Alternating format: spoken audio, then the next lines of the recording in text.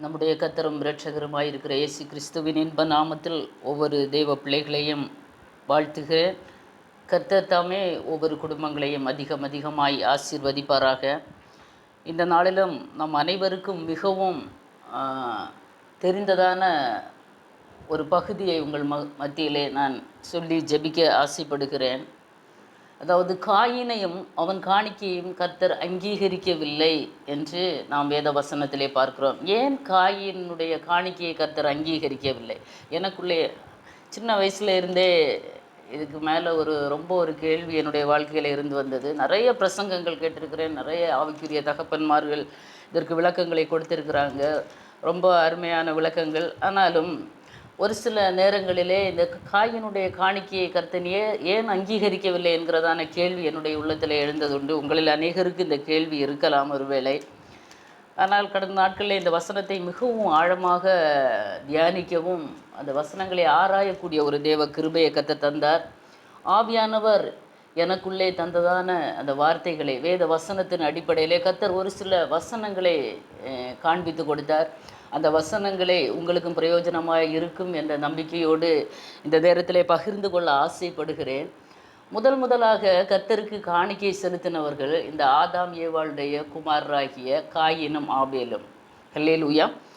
ஆதியாகமத்தின் புஸ்தகம் அதனுடைய 4வது அதிகாரம் அதனுடைய 1வது வசனத்தில் வாசிக்கும் போது அங்கே பார்க்க முடியும்.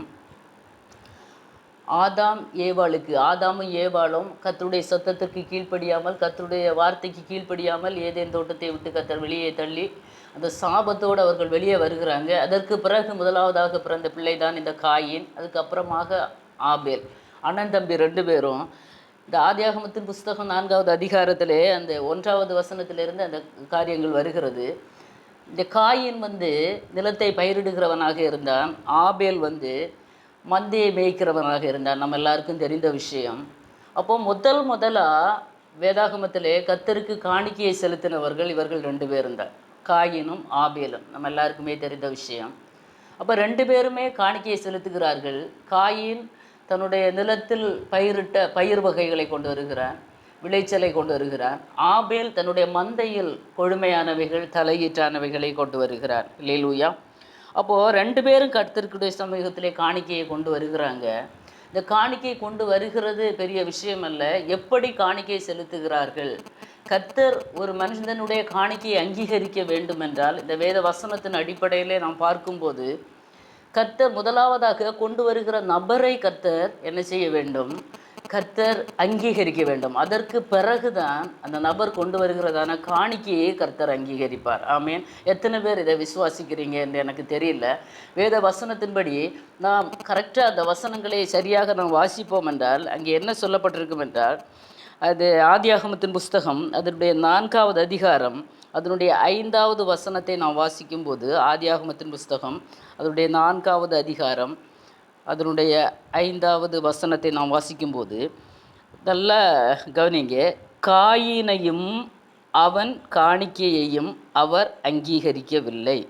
அதனுடைய முந்தின வசனத்திலே ஆதியாகமம் 4:4 அதனுடைய 2வது பாகத்திலே ஆபேலையும் அவன் காணிக்கையையும் கர்த்தர் அங்கீகரித்தார். 5வது வசனத்துக்கு வரும்போது காயினையும் அவன் காணிக்கையையும் கர்த்தர் அங்கீகரிக்கவில்லை. கரெக்டாக ஆண்டவர் சொல்லியிருக்கிறார். காயினையும் கர்த்தர் அங்கீகரித்தார், ஆபேலை கர்த்தர் அங்கீகரித்தார், ஆபேலுடைய காணிக்கையும் கர்த்தர் அங்கீகரித்தார். அடுத்த வசனத்தில் வரும்போது காயினை கர்த்தர் அங்கீகரிக்கவில்லை, காயினுடைய காணிக்கையும் கர்த்தர் அங்கீகரிக்கவில்லை. அல்லேலூயா.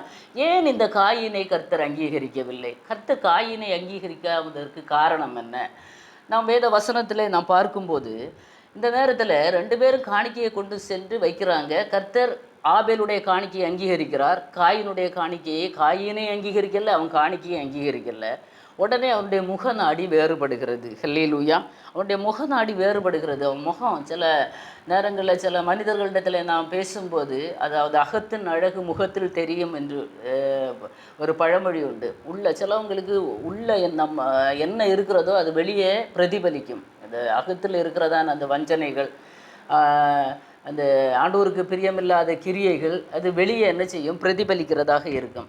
இங்கே இந்த காயனுக்கு கர்த்தர் அங்கீகரிக்காத உடனே இவனுடைய முகநாடி வேறுபடுகிறது. இதெல்லாம் பரலோகத்திலிருந்து கர்த்தர் பார்த்து கொண்டிருக்கிறார். அல்லேலூயா. இன்றைக்கு நாமும் காணிக்கை செலுத்துவதற்காக தேவாலயத்துக்கு செல்கிறோம். இல்லை ஒரு தேவ மனிதர் வரும்போது அவருக்கு காணிக்கை கொடுக்கிறோம். பல விதங்களிலே நம்முடைய காணிக்கைகள் அமைகிறது. பொருத்தனை காணிக்கைகள், நம்முடைய தசம பாகங்கள், மற்றபடி காணிக்கைகள், நம்முடைய விளைச்சலின் முதற் பலன்கள், இப்படி எல்லா விதத்திலும் காணிக்கைகளை நாம் கொடுக்கும்போது ஒன்றை நாம் மனதில் கொள்ள வேண்டும். அதாவது கர்த்தர் நம்மை அங்கீகரித்தால் மாத்திரமே கர்த்தர் நமது காணிக்கையை அங்கீகரிப்பார். ஆமேன். அல்லேலூயா. எவ்வளவோ கொடுக்கலாம், எவ்வளவு வாரி வழங்கலாம். அல்லேலூயா. ஆனால் ஒன்றே ஒன்று, கர்த்தர் நம்மை அங்கீகரித்தால் மாத்திரமே நமது காணிக்கையையும் அவர் அங்கீகரிப்பார். அல்லேலூயா. இங்கே காயினுடைய முகநாடி வேறுபட்டது.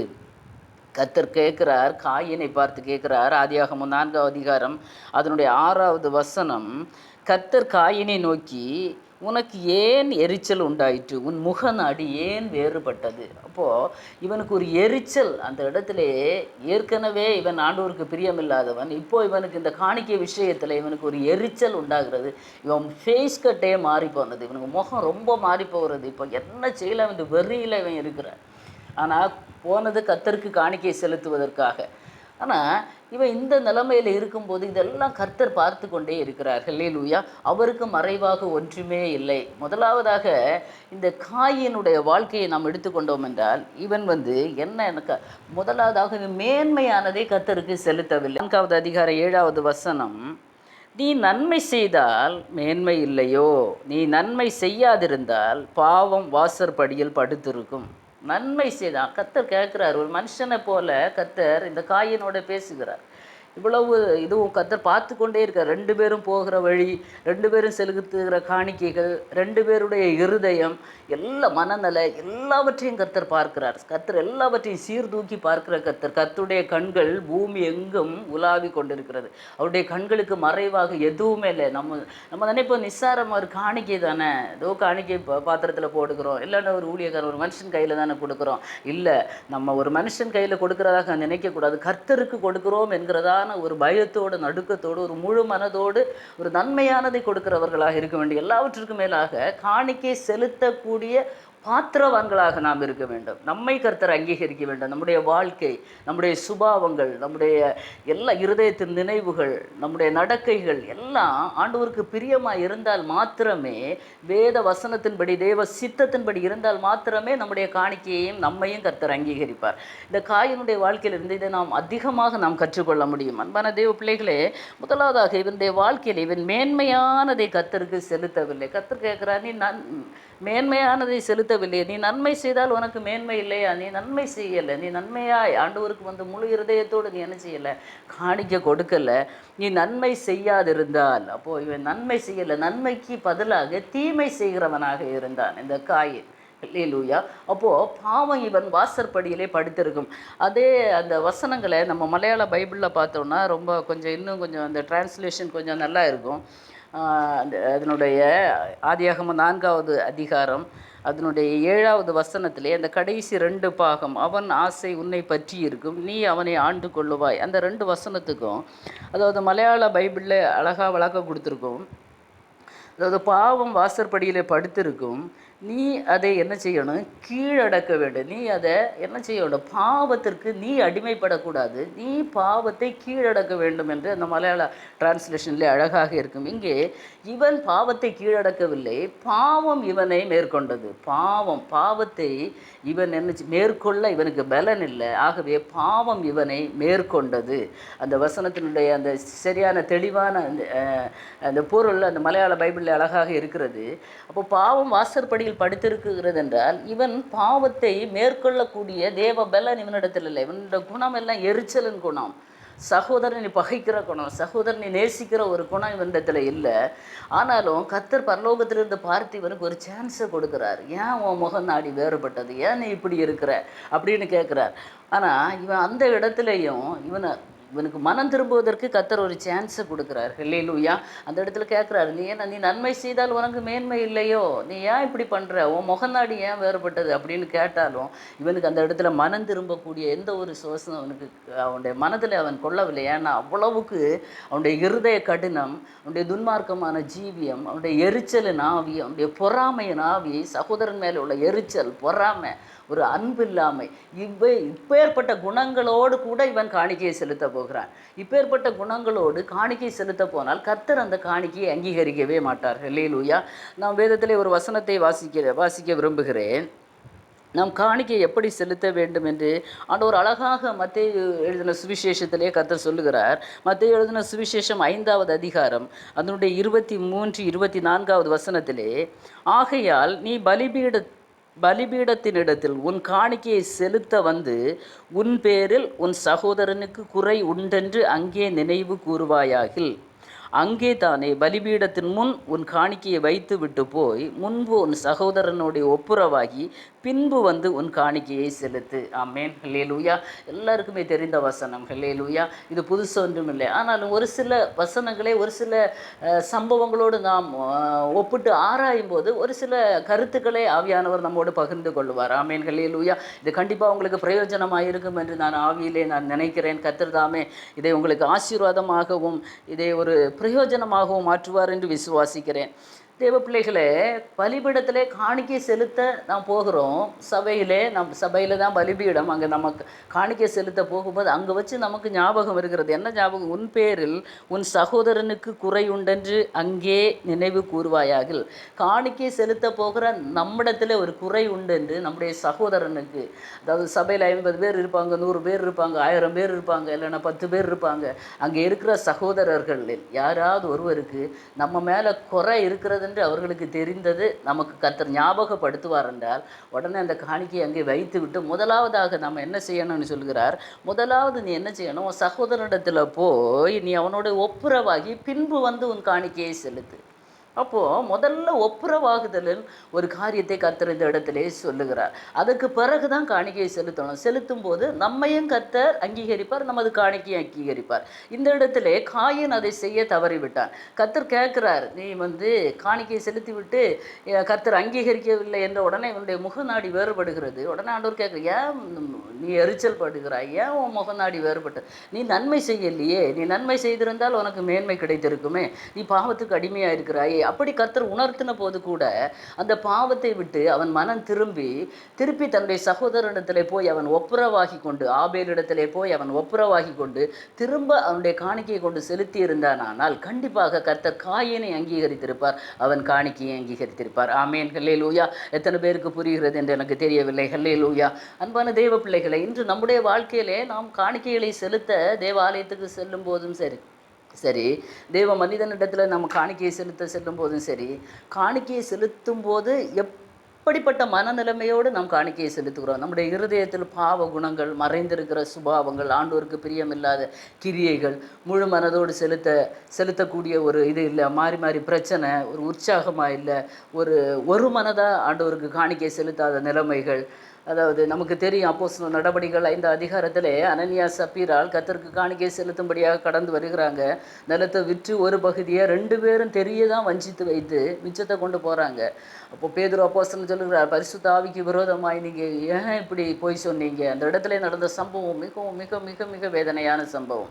அப்போது அந்த காலகட்டத்தில் அப்போஸ்தலர்கள் அவ்வளவு தெய்வ பக்தியோடு கர்த்தருக்கும் அவர்களுக்கும் உள்ள தொடர்பு எப்படி இருந்திருக்கிறது என்பதை நாம் நினைக்கும் போது, இன்றைக்கு அப்படிப்பட்ட அப்போஸ்தலர்கள் இருப்பார்கள் என்றால் நம்முடைய நிலைமை எப்படி இருந்திருக்கும்? ஆமேன். ஹல்லேலூயா. அன்பான தேவ பிள்ளைகளே, கர்த்தருக்கு காணிக்கை செலுத்துவது என்பது அது ஏதோ ஆராதனையில் ஒரு பார்ட்டு, அப்படி ஒரு பாகம் அப்படி நினைக்கக்கூடாது.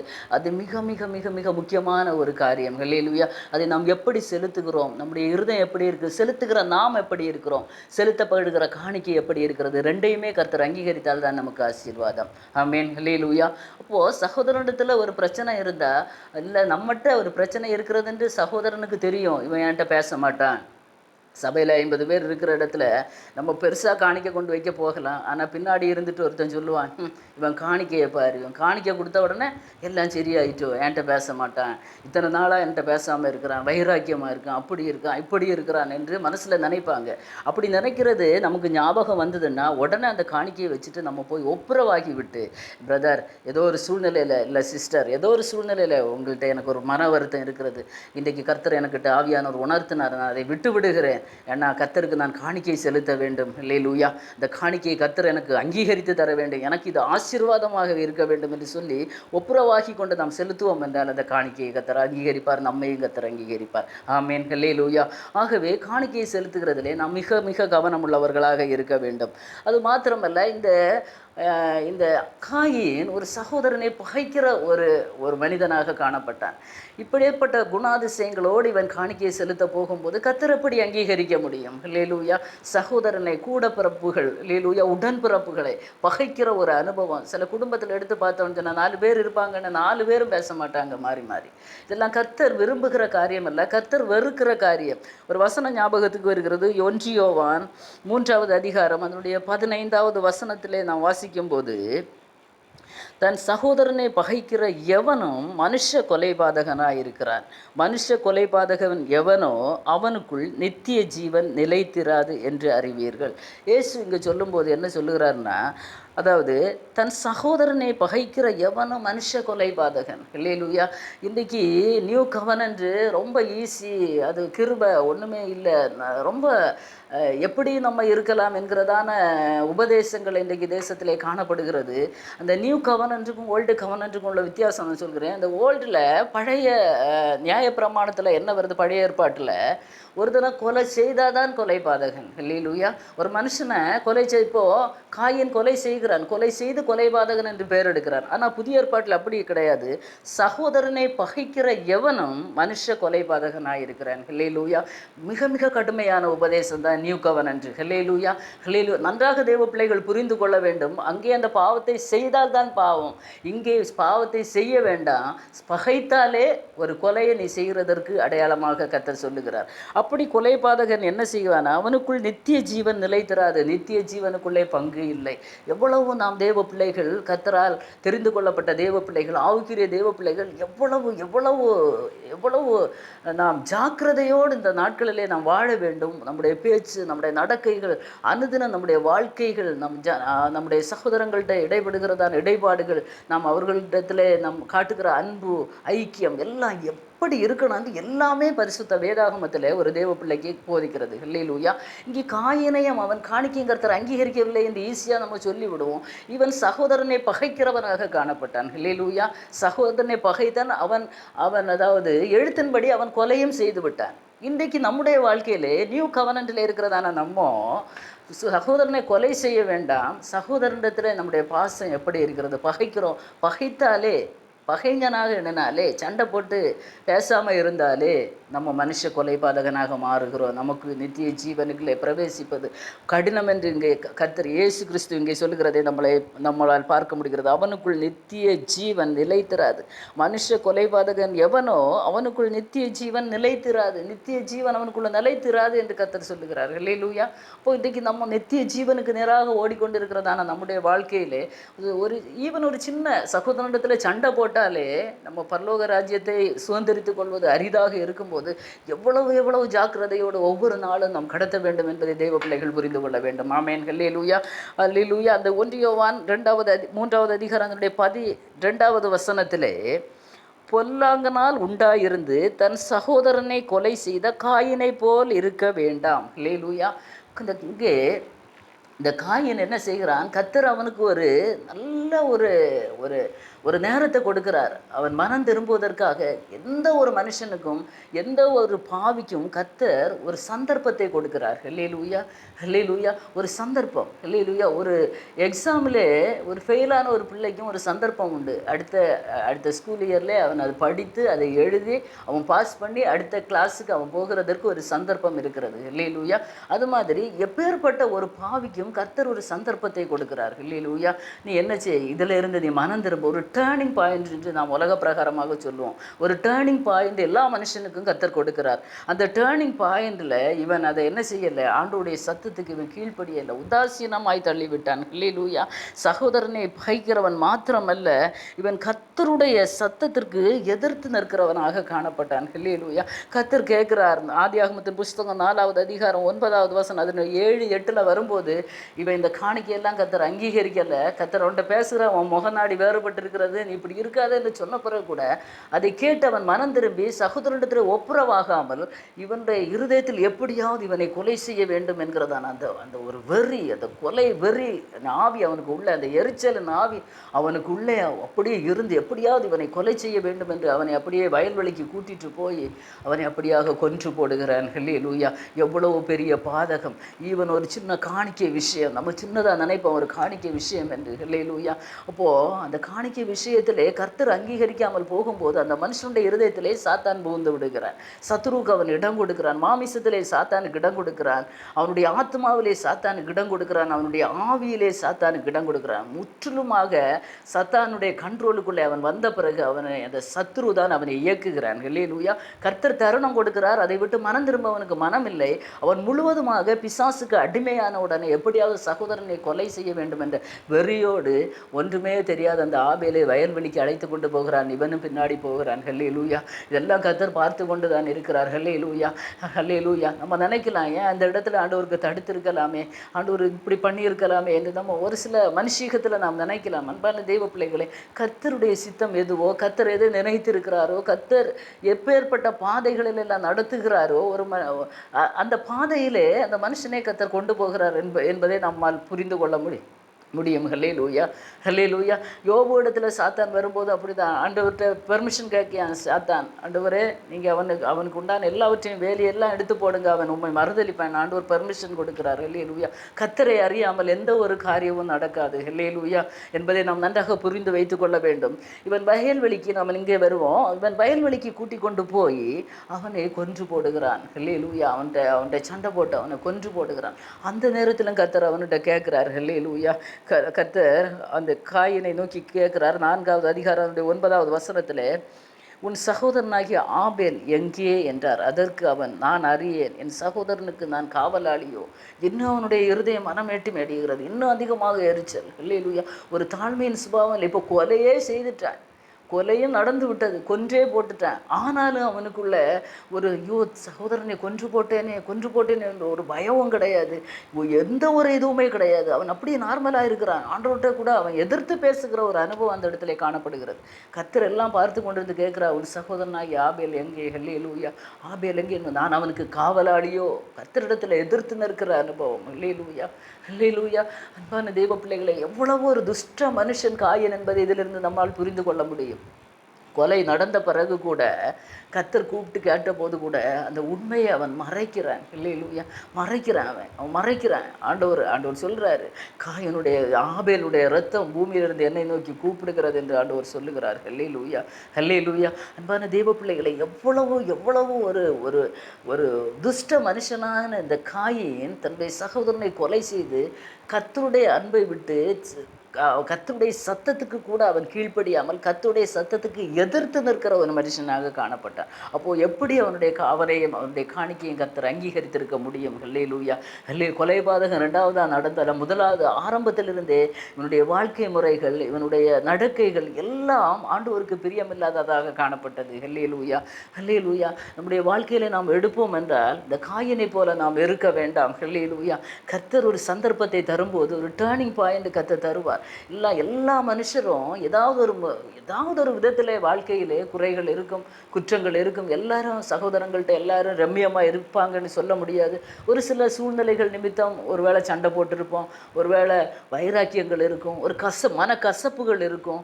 அன்பான தெய்வ பிள்ளைகளே, இந்த வசனத்திலிருந்து நாம் ஒன்றை கற்றுக்கொள்ள வேண்டும். நம்முடைய காணிக்கையை நம்மையும் கர்த்தர் அங்கீகரிக்க வேண்டும் என்றால் சகோதரனிடத்திலே நாம் ஒப்புரவாகியே ஆக வேண்டும். அல்லேலூயா. யாரோ ஒருவர் ஏதோ ஒரு ஒரு சூழ்நிலையில் இதை கேட்கிற தேவ பிள்ளைகளே, உங்கள் சகோதரங்களிடத்தில் நீங்கள் சண்டை போட்டு இருக்கிறீங்களா? ஏதோ ஒரு கசப்பின் அனுபவம் இருக்கிறதா? ஒரு வைராக்கியம் இருதயத்துக்குள்ளே இருக்கிறதா? சரி, அது நியாயமானதாக கூட இருக்கலாம், ஹல்லேலூயா. ஆனால் எந்த நியாயம் இருந்தாலும் நம்மை தாழ்மை உள்ளவர்களுக்கு கர்த்தர் கிருபை அளிக்கிற தேவன், ஹல்லேலூயா. நாம் இந்த கடைசி நாட்களில் வந்திருக்கிறோம். கர்த்தருடைய வருகை மிக சமீபமாக இருக்கிறது. ஆகவே ஒப்புரவாக வேண்டிய இடத்திலே நாம் ஒப்புரவாக வேண்டுவது மிக மிக மிக அவசியம், ஹல்லேலூயா. மிக மிக மிக அவசியம், ஹல்லேலூயா. அப்படியானால் மாத்திரமே அந்த நித்திய ஜீவனை நாம் சுதந்திரித்துக் கொள்ள முடியும். ஆமென், ஹல்லேலூயா, ஹல்லேலூயா. இங்கே காயேன் கர்த்தருக்கு எதிர்த்து நிற்கிறார். கர்த்தருக்கு எதிர்த்து பேசுகிற அனுபவங்கள் நமக்கு வேண்டாம். கர்த்தரை முறுமுறுக்கிற அனுபவங்கள் நமக்கு வேண்டாம், ஹல்லேலூயா. நாம் கர்த்தரோடு இசைந்து ஒத்து போகிற அனுபவங்கள், அவர் நம்முடைய பாவங்களை அக்கிரமங்களை அவர் நமக்கு காட்டும்போது, கண்டிக்கும் போது, கண்டித்து உணர்த்தும் போது அதிலிருந்து மனம் திரும்புகிறவர்களாக நாம் இருக்க வேண்டும். இந்த காயனுக்கு மனம் திரும்புவதற்கு மனம் இல்லை, ஹல்லேலூயா. இவனுக்கு மனமே இல்லை, ஹல்லேலூயா. எபிரேயருக்கு எழுதின நிருபத்தில் நாம் பார்க்கும்போது அதனுடைய 11வது அதிகாரம் அதனுடைய 4வது வசனத்திலே நாம் பார்க்கும்போது, விசுவாசத்தினாலே ஆபேல் காயினுடைய பலியிலும் மேன்மையான பலியை தேவனுக்கு செலுத்தினான், ஹல்லேலூயா. அதனாலே அவன் நீதிமான் என்று சாட்சி பெற்றான். அவனுடைய காணிக்கைகளை குறித்து தேவனே சாட்சி கொடுத்தார். அவன் மரித்தும் இன்னும் பேசுகிறான், ஹல்லேலூயா. இந்த ஆபேல் மரித்தும் இன்னும் பேசப்படுகிறார், ஹல்லேலூயா, ஹல்லேலூயா. ஏன் மரித்து இன்னும் பேசப்படுகிறார்? இவன் மேன்மையானதை, ஹல்லேலூயா, காயினுடைய பலியை பார்க்கிலும் மேன்மையான பலியை கர்த்தருக்கு செலுத்தினான். கர்த்தருக்கு செலுத்த வேண்டிய கனத்தை செலுத்தினான். கர்த்தருக்கு பிரியமாய் வாழ்ந்தான். அவனுடைய இருதயம் கர்த்தருக்கு ஒத்து போகிறதா இருந்தது. கர்த்தருக்கு பிரியமானபடி நடந்தான். அவர் என்ன விரும்புகிறாரோ அது அவனுடைய ஆபேலுடைய வாழ்க்கையிலே காணப்பட்டது. காயினுடைய வாழ்க்கையிலே அது காணப்படவில்லை, ஹல்லேலூயா, ஹல்லேலூயா. ஆகவே தான் ஆபேல் நீதிமான் என்று நற்சாட்சி பெற்றான். ஆனால் காயினை பற்றி அங்கே இல்லை, ஹல்லேலூயா, ஹல்லேலூயா. காயினை போல இருக்க வேண்டாம் என்று தான் வேத வசனத்திலே நாம் வாசிக்க முடிகிறது, ஹல்லேலூயா. 1 யோவான் 3 அதிகாரம் 12வது வசனத்திலே நாம் வாசிக்கும் போது, பொல்லாங்கனால் உண்டாயிருந்து தன் சகோதரனை கொலை செய்த காயினை போல் இருக்க வேண்டாம், ஹல்லேலூயா. அவன் எது நிமித்தம் அவனை கொலை செய்தான்? தன் கிரியைகள் பொல்லாதவைகளும் தன் சகோதரனுடைய கிரியைகள் நீதி உள்ளவைகளுமாய் இருந்தது நிமித்தம் தானே. ஹல்லேலூயா. எவ்வளோ பயங்கரமான இன்றைய காலகட்டங்களில் உலகத்தில் நடக்கிற சம்பவங்கள் எப்படி தான் நடந்து கொண்டு இருக்கிறது, ஹல்லேலூயா. கொலை வரிகள் ரொம்ப ஈஸியாக செய்துட்டு இருக்கிறாங்க, ஹல்லேலூயா. ரொம்ப ரொம்ப ஈஸியாக. மனுஷனை கொல்லுகிறதுன்றா சும்மா ஒரு சாதா ஒரு எறும்பை நசுக்கி கொல்லுகிறது மாதிரி தான் மனுஷனை கொன்று குவிக்கிறாங்க. ஒரு ஆவி, அந்த கொலை வெறியின் ஆவி அன்றைக்கே இருந்திருக்கு. காயினுக்குள்ளே இருந்த அந்த ஆவி இன்றைக்கும் செயல்பட்டு கொண்டு இருக்கிறது. அன்பான தேவ பிள்ளைகளை, எதனால் கொலை செய்தான்? தன் கிரியைகள், அவன் கிரியைகள் பொல்லாதவையாக இருக்கிறது. அந்த சகோதரனுடைய கிரியைகள் நீதி உள்ள கிரியைகளாக இருக்கிறதுனால பொறாமையின் ஆவி அவனுக்குள்ளே வந்து, எரிச்சலின் ஆவி அவனுக்குள்ளே வந்து ஒரு கொலை வரியிலே கொண்டு போய் முடிக்கிறது. ஒரு கொலைபாதகனாக மாறுகிறான், ஹல்லேலூயா.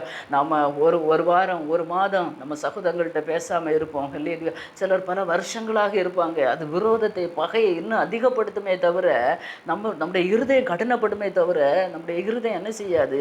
அவனோடு ஒப்புரவாக மனம் வராது. அன்பான தேவ பிள்ளைகளே, பல நாள்பட்ட ஒரு பிரச்சனை இருக்கலாம், பல மாதங்களாக பிரச்சனைகள் பேசாமல் ஒரு வைராக்கியம் இருக்கலாம், மனதிலே ஏதோ ஒரு கசப்பு இருக்கலாம். அப்படி ஒருவேளை சில வருஷங்களாக நீங்கள் பேசாமல் இருக்கலாம். ஆனால் இந்த வேத வசனத்திற்கு முன்பாக நம்மை அர்ப்பணித்து தாழ்த்தி, இல்லை, இந்த வசனத்துக்கு முன்பாக நம் காயினை போல இருக்க வேண்டாம், ஹல்லேலூயா. நம்ம முகநாடி வேறுபடக்கூடாது. கர்த்தரால் தெரிந்து கொள்ளப்பட்ட தேவ பிள்ளைகள், ஆவிக்குரிய தேவ பிள்ளைகளுடைய முகநாடி வேறுபடக்கூடாது. நீங்கள் சகோதரிடத்திலேயோ சபையில் வருகிறதான உங்களுடைய கர்த்தருடைய இரத்தத்தினால் கழுவப்பட்ட தேவ பிள்ளைகளிடத்திலே ஒரு பிரச்சனை, ஒரு சண்டையோட, ஒரு வைராக்கியத்தோடு இருந்து நீங்கள் காணிக்கையை செலுத்தினீங்கன்னா அந்த காணிக்கை ஏற்றுக்கொள்ளப்படாது. நாமும் ஏற்றுக்கொள்ளப்பட மாட்டோம். இன்றைக்கு ஒரு தீர்மானம் எடுப்போமா அன்பான தேவ பிள்ளைகளே, ஹல்லேலூயா. இந்த வசனங்களுக்கு முன்பாக, ஆண்டவரே, என்னுடைய காணிக்கையும் என்னையும் நீர், முதலாவதாக என்னை நீர் அங்கீகரிக்கணும்.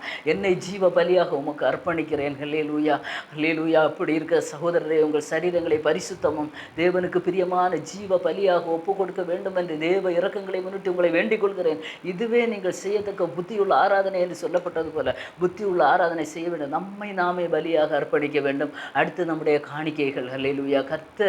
கர்த்தர் எதிர்பார்க்கிற ஒரு வாழ்க்கை நம்முடைய வாழ்க்கையில் இருக்குமானால் நம்மையும் கர்த்தர் அங்கீகரிப்பார். நாம் செலுத்துகிற காணிக்கைகளையும் கர்த்தர் அங்கீகரிப்பார், ஹல்லேலூயா. அப்போது இங்கே ஆண்டவர் ஆபேலை குறித்து சொல்லும்போது அவன் மரித்தும் இன்னும் பேசப்படுகிறான். ஹல்லேலூயா. ஆனால் காயினை குறித்து 1 யோவான் 3:12 சொல்லும்போது பொல்லாங்கனால் உண்டாயிருந்து. ஹல்லேலூயா. அவன் பொல்லாங்கன்னா பிசாசினால் உண்டாயிருக்கிறவன். ஹல்லேலூயா. பிசாசின் அடிமைத்தனத்தில் இருக்கிறவன், பாவத்திற்கு அடிமையாக இருக்கிறவன், பாவத்தை விட்டு மனம் திரும்ப விருப்பம் இல்லாதவன். ஹல்லேலூயா. அவன் தான் பொல்லாங்கனால் உண்டாயிருக்கிறவன். கர்த்தர் எவ்வளவோ அவனுக்கு நேர சமயத்தை கொடுத்தார். ஹல்லேலூயா. ஆனால் அந்த பாவத்தை விட்டு, அந்த அக்கிரமத்தை விட்டு, அந்த எரிச்சல் குணத்தை விட்டு மனம் திரும்ப அவனுக்கு மனம் இல்லாத போனபடியான அவன் ஒரு கொலைபாதகனாக மாறினான். அவன் தேசத்தை விட்டே அவன் வேறு தேசத்திற்கு போக வேண்டிய ஒரு நிர்பந்தமான சூழ்நிலையில் அவன் காணப்பட்டான். சாபத்தை பெற்றுக்கொண்டான். ஹல்லேலூயா. அன்பான தேவ பிள்ளைகளை, எவ்வளவு பரிதாபமான நிலை இந்த காயினுடைய நிலை. ஹல்லேலூயா. ஹல்லேலூயா. அல்லேலூயா. நீதிமொழிகளிலே ஒரு வசனம் எனக்கு ஞாபகத்துக்கு வருகிறது. நீதிமொழிகளின் புஸ்தகம் 21வது அதிகாரம் அதனுடைய 27வது வசனத்திலே, துன்மார்க்கருடைய பலி அருவருப்பானது, அதை துர்சிந்தையோடு செலுத்தினாலோ எத்தனை அதிகமாய் அருவறுக்கப்படும். அல்லேலூயா. வேதத்தில் எல்லா இடத்துலையும் என் கர்த்தர் வசனங்களை வைத்திருக்க, அந்த வசனங்களை ஆவியானவர் உணர்த்தின போது, இந்த வசனங்களை எடுத்து பார்த்தபோது ரொம்ப காயினுடைய காணிக்கையை கர்த்தர் ஏன் அங்கீகரிக்கவில்லை? அந்த வசனத்தில் அழகு, காயினையும் அவன் காணிக்கை, ஆபேலையும் அவன் காணிக்கையையும். முதல்ல நன்றாக வசனங்களை நாம் ஆழமாக நாம் சிந்தித்து ஆராய்ந்து படிக்கும்போது அதனுடைய கருத்துக்களை ஆவியானவர் நம்மோடு பகிர்ந்து தருவார். அதன் ஆழங்களை கர்த்தர் ஆவியானவர் நம்மோடு வெளிப்படுத்தி தருவார். அன்பான தேவ பிள்ளைகளே, துன்மார்க்கருடைய பலி அருவருப்பானது கர்த்தருக்கு, அதை துர்சிந்தையோடு செலுத்தினாலோ எத்தனை அதிகமாய் அருவறுக்கப்படும். இங்கே காயன் துர்சிந்தனையோடு அவன் செலுத்துகிறான். அல்லேலூயா. சகோதரருக்கு விரோதமான பகை, எரிச்சல், கோபம், அன்பில்லை, பயங்கரமான ஒரு சூழ்நிலையில் இவன் காணிக்கையை செலுத்த போகிறான். ஆனால் அது எவ்வளவு அதிகமாய் அது அருவறுக்கப்படும் என்று இங்கே ஞானி எழுதுகிறதை நம்மால் பார்க்க முடிகிறது. ஹல்லேலூயா. ஆகவே இன்றைக்கு நம்முடைய காணிக்கைகள், நம்முடைய பலிகள், நம் கர்த்தருக்கு செலுத்துகிறதான பலிகள் ஸ்தோத்திர பலிகளாக இருக்கட்டுமே. ஆண்டவருடைய சமூகத்தில் நாம் ஜெபிக்கிறோம், நாம் அபிஷேகத்தில் நிறைகிறோம், நம்ம ஆண்டவரை ஆராதிக்கிறோம், துதிக்கிறோம், எல்லாம் செய்கிறோம். ஆனால் நம்முடைய வாழ்க்கை எப்படி காணப்படுகிறது? ஹல்லேலூயா. கர்த்தர் விரும்புகிறபடி காணப்படுகிறதா? கர்த்தர் நம்மை ஏற்றுக்கொள்ளுகிற பிரகாரம் இருந்தால் மாத்திரம் நாம் கர்த்தருக்கு செலுத்துகிற ஸ்தோத்திர பலியானாலும் சரி, காணிக்கையானாலும் சரி, கர்த்தர் அங்கீகரிப்பார். இல்லை என்றால் அது அங்கீகரிக்கப்படாது. ஹல்லேலூயா. நாம் ஏதோ போனோமா, ஆராதித்தோமா, வந்தோமா என்று இருப்போம். எந்த பிரதிபலனையும் நாம் பெற்றுக்கொள்ள முடியாது. ஹல்லேலூயா. ஆகவே ஆண்டவருடைய சமூகத்திலே நம்மை அர்ப்பணித்து, ஆண்டவரே இன்றைக்கு என்னை இந்த வேத வசனத்திற்கு மூலமாக, வேத வசனத்தின்படி ஆண்டவருடைய சமூகத்தில் என்னை அர்ப்பணிக்கிறேன் என்கிறதான ஒரு அர்ப்பணிப்போடு நாம் ஆண்டவருடைய சமூகத்தில் நாம் ஜெபிப்போம். அன்பான தெய்வ பிள்ளைகளே, ஹல்லேலூயா. ஏதோ வாசித்து விடுவோம், காயினையும் அவன் காணிக்கையும் கர்த்தர் அங்கீகரிக்கவில்லை. ஹல்லேலூயா. ஹல்லேலூயா. ஹல்லேலூயா. ஏன் கர்த்தர் அங்கீகரிக்கவில்லை? எதற்காக கர்த்தர் அங்கீகரிக்கவில்லை என்பதை ஒரு சில வசனத்தின் அடிப்படையிலே உங்களுக்கு ஒரு ஆலோசனையாக நான் எடுத்து சொன்னேன். ஹல்லேலூயா. ஹல்லேலூயா. இந்த வசனத்துக்கு முன்பாக நம்முடைய காணிக்கைகள், நம்முடைய பலிகளை கர்த்தர் அங்கீகரிக்கிறாரா? நம்மை கர்த்தர் அங்கீகரிக்கிறாரா என்று ஒரு நிமிஷம், ஒரே ஒரு நிமிஷம் இருக்கிற இடங்களிலே நம்மை ஆராய்ந்து பார்ப்போமா? ஹல்லேலூயா. நாமே நிதானித்து பார்ப்போமா? நான் எப்படி காணிக்கை செலுத்துகிறேன்? நான் யாரிடத்துல சண்டையோடு காணிக்கை செலுத்துகிறேனா? வைராக்கியத்தோடு செலுத்துகிறேனா? இல்லை வஞ்சனையோடு செலுத்துகிறேனா? கசப்பு இருதயத்தில் இருக்கிறதா?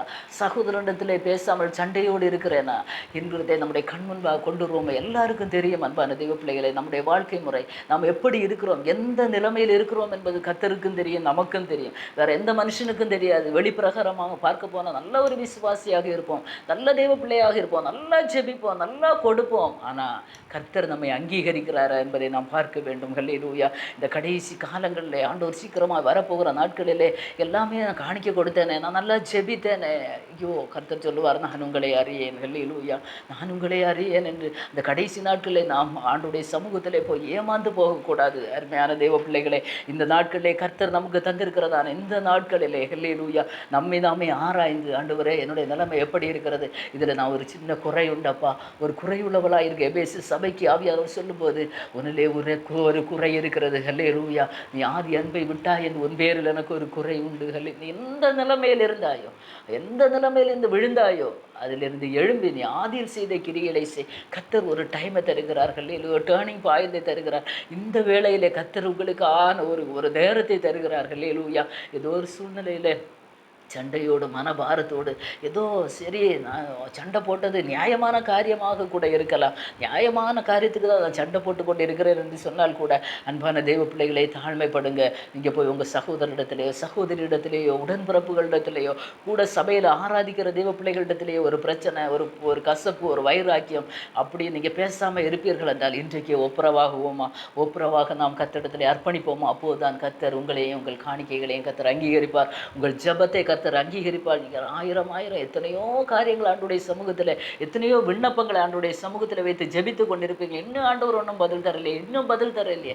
நம்மளை தான் நம்ம ஆராயணும். ஹல்லேலூயா. ஏதோ ஒரு இடத்துல தவறி இருக்கிறோம் அன்பான தெய்வ பிள்ளைகளே, ஏதோ ஒரு இடத்துல தவறி இருக்கிறோம். அந்த காயின் தவறு நான். ஹல்லேலூயா, ஹல்லேலூயா. சகோதரனை நேசிக்க தவறு நான், கர்த்தருக்கு மேன்மையானதை கொடுக்க தவறு நான். ஹல்லேலூயா.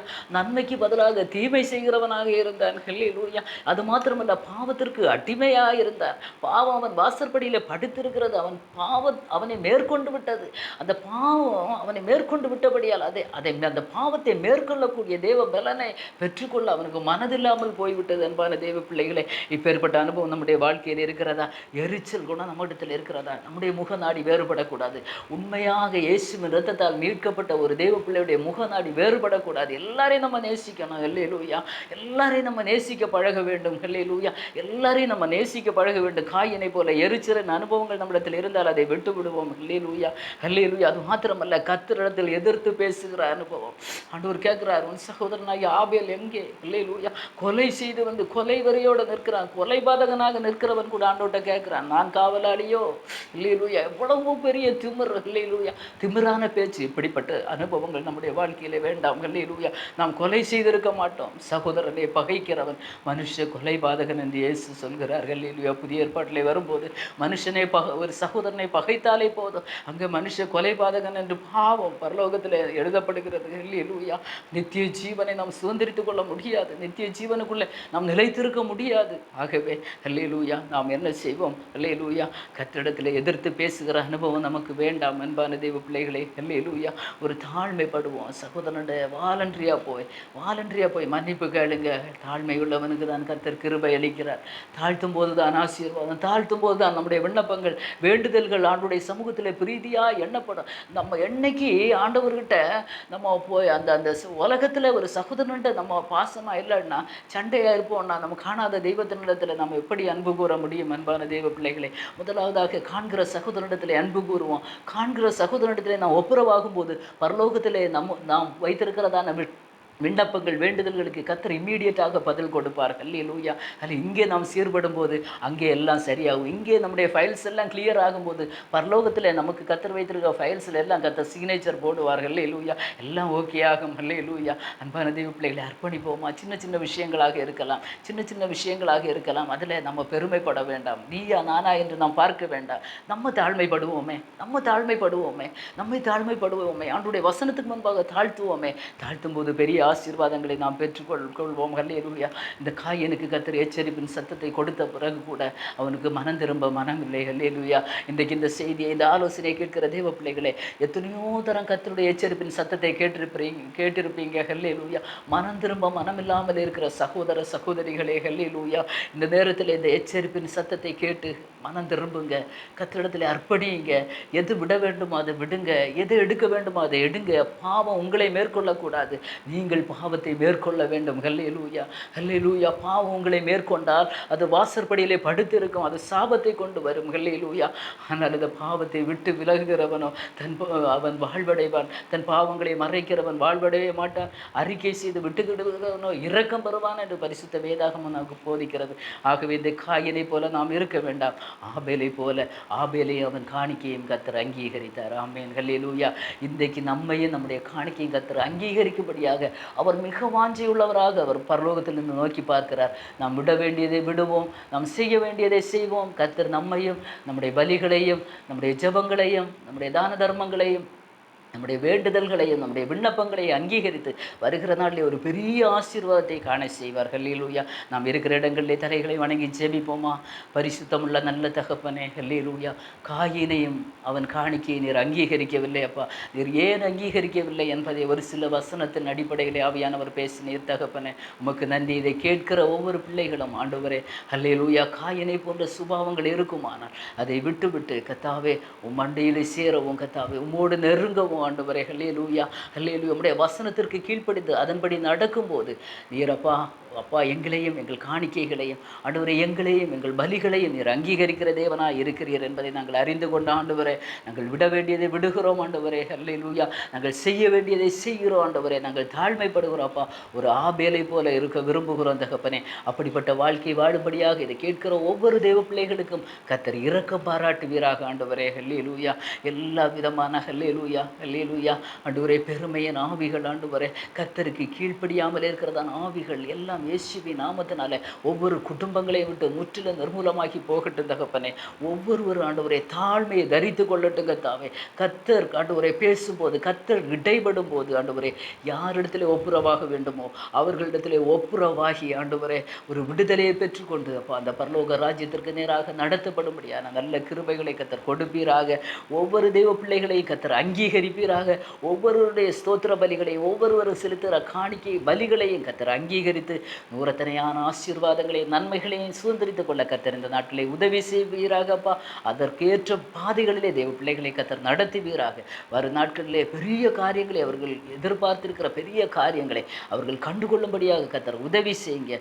உங்கள் நாமம் மாத்திரமே மகிமைப்படட்டும். ஆசீர்வதியும் இயேசுவின் மூலம் ஜெபத்தை கேளும் ஜீவன் உள்ள நல்ல பிதாவே. ஆமேன், ஆமேன். God bless you.